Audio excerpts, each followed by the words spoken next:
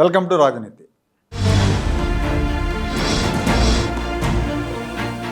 గత 2 నెలలుగా వైసీపీ అధినేత జగన్మోహన్ రెడ్డి గారు నియోజకవర్గాల్లో అభ్యర్థులను ఖరారు చేసే విషయంలో కన్ఫ్యూజన్కు గురవుతున్నారు. అభ్యర్థులతో మ్యూజికల్ చైర్స్ ఆట ఆడిస్తున్నారు. అనేక నియోజకవర్గాల్లో చివరకు అంటే నామినేషన్ల టయానికి ఎవరిని ఖరారు చేస్తారో తెలియని పరిస్థితి ఏర్పడింది. మామూలుగా అభ్యర్థుల ఎంపికలో ప్రతిపక్ష పార్టీలు కంగారు పడాలి, అభ్యర్థుల కోసం వెతుక్కోవాలి. కానీ విచిత్రంగా అధికార పార్టీకి సరైన అభ్యర్థులు దొరకటం లేదు. ఒకవేళ దొరికినా వాళ్ళు నిలబట్టలేదు. జగన్మోహన్ రెడ్డి ఒక్కో నియోజకవర్గంలో ఇప్పటికే 2-3 అభ్యర్థులను మార్చారు, ఇంకా మారుస్తూనే ఉన్నారు. కొన్ని చోట్లేమో మాకొద్దు బాబాయ్ అని వాళ్ళు పారిపోతున్నారు. అభ్యర్థులను ఫైనలైజ్ చేయడంలో ఆయన కంగారు పడుతున్నారని, కన్ఫ్యూజ్ అవుతున్నారని అందరికీ స్పష్టంగా అర్థమవుతూ ఉంది. రిపోర్ట్ల పేరుతో సీనియర్లందరికీ చెక్ పెట్టాలని ముందు అనుకున్నాడు. అయితే అది బెడిసి కొట్టే అవకాశం ఉందని కొంతమంది హెచ్చరించడంతో దాన్ని ఇప్పుడు సగం అమలు చేస్తున్నాడు. కొన్ని నియోజకవర్గాల్లో ఏ రోజు ఎవరు ఇన్ఛార్జ్ అవుతారో అర్థం కాని పరిస్థితి ఉంది. ఇప్పటి వరకు 9 జాబితాలు విడుదల చేశారు. మార్చిన జాబితాలనే మళ్ళీ మారుస్తున్నారు. ఈ మార్పిళ్లకు బాధితులు అవుతున్న వాళ్ళలో ఎక్కువగా బడుగు బలహీన వర్గాలు, దళిత వర్గాల వాళ్ళే ఉన్నారు. ప్రతిపక్షం కంటే ముందే అభ్యర్థులందరినీ ప్రకటించి దెమ్మ తిరిగిపోయే దెబ్బ కొట్టాలనుకున్న జగన్మోహన్ రెడ్డికి ఇప్పుడు మైండ్ బ్లాక్ అయిపోయింది. ప్రతిపక్షం 99 స్థానాల్లో అభ్యర్థులను ఖరారు చేసి వారం రోజులు దాటిపోయింది.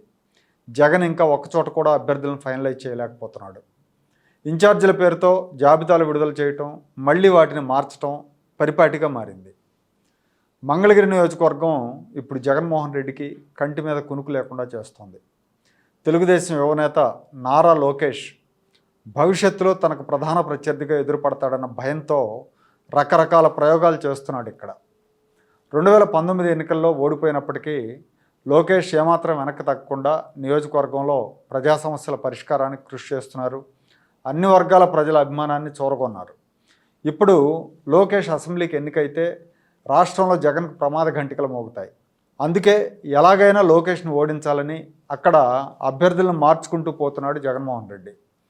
తొలుత ముందైతే సిట్టింగ్ ఎమ్మెల్యే ఆయన కరకట్ట కమల్ హాసన్గా పేరొందిన ఆళ్ల రామకృష్ణారెడ్డిని మార్చాడు.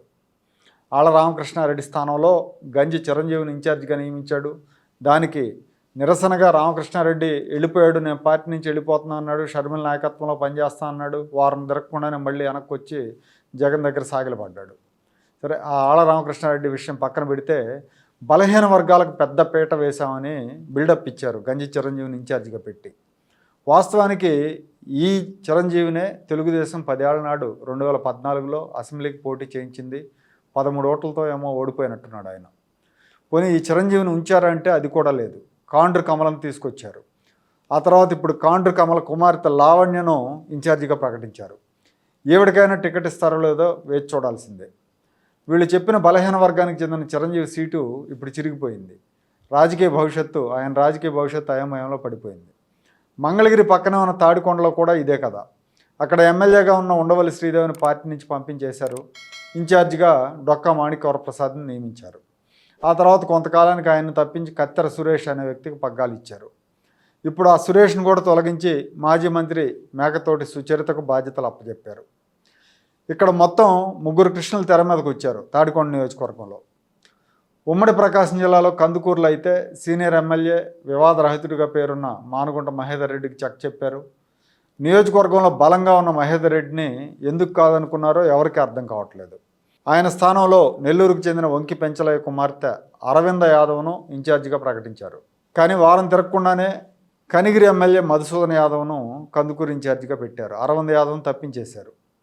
మధుసూదన్ యాదవ్ ఆయన ఇన్ఛార్జిగా నియమితులైన వెంటనే మహేదర్ రెడ్డి గారిని కలిసి సహకరించాలని కోరారు.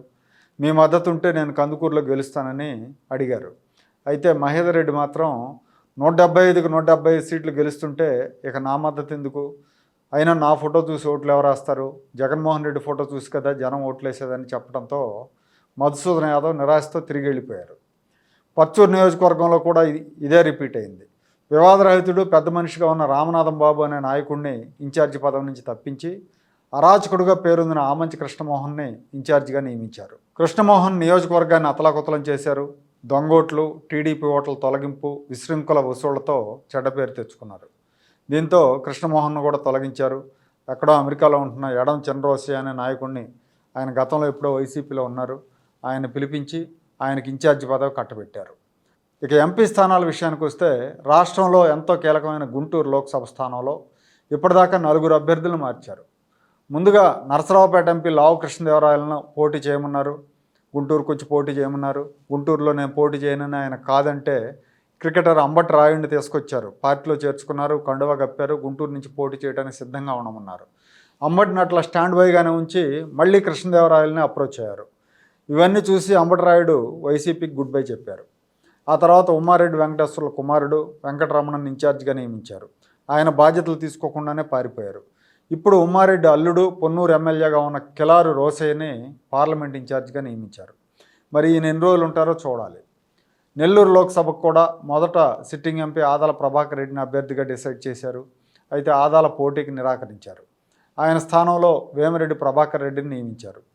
వేమిరెడ్డి కూడా వద్దనుకుని తెలుగుదేశం పార్టీలో చేరారు. ఆ తర్వాత అరబిందో శరత్ చంద్రారెడ్డిని ఇక్కడ ఇన్ఛార్జిగా నియమించాలని ఆలోచన చేశారు. అయితే శరత్ చంద్రారెడ్డి ఢిల్లీ లిక్కర్ కేసులో ఉన్నాడు. సో ఇతను ఢిల్లీ లిక్కర్ కుంభకోణంలో ఉన్నాడు కాబట్టి ఈ కేసు ముందుకెళ్తే ఇబ్బందులు వస్తాయని సన్నిహితులు చెప్పడంతో శరత్ చంద్రారెడ్డి మామ వరుస అయిన రాజ్యసభ సభ్యుడు విజయసాయి రెడ్డిని నెల్లూరు లోక్సభ ఇన్ఛార్జిగా నియమించారు. చెవిరెడ్డి భాస్కర్ రెడ్డిని ఒంగోలు పంపారు. అనిల్ కుమార్ యాదవ్ నరసరావుపేట పంపారు. కర్నూలు ఎంపీ సంజీవ్ కుమార్ కాడి కింద పడేశారు. గుమ్మనూరు జయరాంను కర్నూలు నుంచి ఎంపీగా పోటీ చేయమంటే ఆయన అసలు పార్టీనే వదిలేసి వెళ్తానంటున్నాడు. ఏలూరు, విశాఖ, కాకినాడ ఎంపీలు కూడా మేము పోటీ చేయమని చెప్పేశారు. ఒక్క కడప జిల్లాలో పెద్దిరెడ్డి మిథున్ రెడ్డి, వైఎస్ అవినాష్ రెడ్డిని మినహాయిస్తే ఏ జిల్లాలో కూడా సరైన ఎంపీ అభ్యర్థులు వైసీపీకి దొరకటం లేదు. ఎమ్మెల్యే అభ్యర్థుల విషయంలో కూడా గందరగోళం నడుస్తూనే ఉంది. 9 జాబితాలు విడుదలైనప్పటికీ సీనియర్లైన బాలినేని శ్రీనివాసరెడ్డి, కొడాలి నాని వీళ్ళిద్దరు మాజీ మంత్రులు కూడా వీళ్ళకి ఇంతవరకు క్లియరెన్స్ ఇవ్వలేదు, గుడివాడ నుంచి, ఒంగోలు నుంచి. మరోపక్క తెలుగుదేశం పార్టీ, జనసేన కూటమి అభ్యర్థుల ప్రకటనలో దూకుడుగా ఉంది. బీజేపీతో పొత్తు విషయం తేలిందంటే మొన్న ప్రకటించిన 99 స్థానాలే కాకుండా మిగతా చోట్ల కూడా అభ్యర్థులను ప్రకటించడానికి సిద్ధంగా ఉన్నారు. జగన్మోహన్ రెడ్డి మాత్రం ఇంకా కన్ఫ్యూజన్లోనే ఉన్నారు.